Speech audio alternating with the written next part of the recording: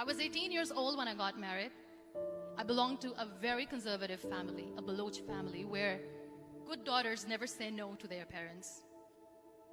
My father wanted me to get married, and all I said was, if that makes you happy, I'll say yes. And of course, it was never a happy marriage. Just about after 2 years of getting married, about 9 years ago, I met a car accident. Somehow my husband fell asleep and the car fell in the ditch. He managed to jump out, saved himself. I'm happy for him. But I stayed inside the car and I sustained a lot of injuries. The list is a bit long. Radius ulna of my right arm were fractured. The wrist was fractured. Shoulder bone and collarbone were fractured. My whole rib cage got fractured. But that injury that changed me and my life completely was the spine injury. Many people came to rescue. They gave me CPR. They dragged me out of the car. And while they were dragging me out, I got the complete transection of my spinal cord. Those 2.5 months in the hospital were dreadful. I was at the verge of despair. One day, doctor came to me and he said, well, I heard that you wanted to be an artist, but you ended up being a housewife. I have a bad news for you. You won't be able to paint again. Next day, doctor came to me and said, your spine injury is so bad, you won't be able to walk again. I took a deep breath and I said, it's all right. Next day, doctor came to me and said, because of your spine injury and the fixation that you have in your back, you won't be able to give birth to a child again. That day, I was devastated.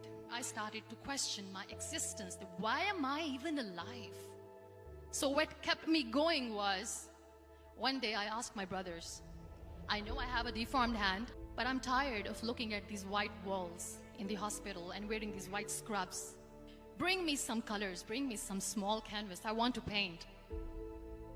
So the very first painting I made was on my deathbed, where I painted for the very first time. What an amazing therapy it was. Without uttering a single word, I could paint my heart out. I could share my story. People used to come and say, what lovely painting, so much color. Nobody could see the grief in it. Only I could. And that day I decided that I'm going to live life for myself. I am not going to be that perfect person for someone. I am just going to take this moment and I will make it perfect for myself. That I'm going to fight my fears. So I wrote down one by one all those fears. And I decided that I'm going to overcome these fears one at a time. You know what was my biggest fear? Divorce. But the day I decided that this is nothing but my fear, I liberated myself by setting him free. And I made myself emotionally so strong that the day I got the news that he's getting married, I sent him a text that I'm so happy for you and I wish you all the best. And he knows that I pray for him today.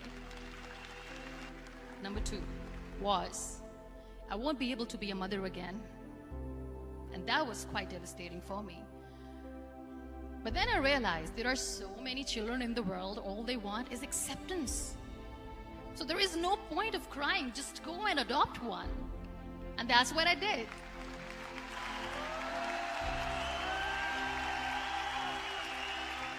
I gave my name in different organizations, different orphanages, and I waited patiently. 2 years later, I got this call from a very small city in Pakistan. I got a call and they said, are you Mунибу Mazari? There is a baby boy and would you like to adopt? I could literally feel the labor pain. I said, yes, yes, I am going to adopt him. I am coming to take him home. And that day, I was 2 days old, and today he's 6. You know, when you end up being on the wheelchair, what's the most painful thing? People think that they will not be accepted by the people because we, in the world of perfect people, are imperfects. So I decided to appear more in public. I started to paint. I have done a lot of modeling campaigns. I decided that I'm going to join the national TV of Pakistan as an anchor person. I became the National Goodwill Ambassador for UN Women Pakistan, and now I speak for the rights of women, children. I was featured in BBC 100 Women for 2015. I'm one of the Forbes 30 under 30 for 2016. So when you accept yourself the way you are, the world recognizes you. It all starts from within. We have this amazing fantasy about life. This is how things should work. This is my plan. It should go as per my plan. If that doesn't happen, we give up. I never wanted to be on the wheelchair. Never thought of being on the wheelchair. This life is a test and a trial, and tests are never supposed to be easy. So when you're expecting ease from life, and life gives you lemons, then you make the lemonade, and then do not blame life for that. It is okay to be scared. It is okay to cry. Everything is okay, but giving up should not be an option. They always say that failure is not an option.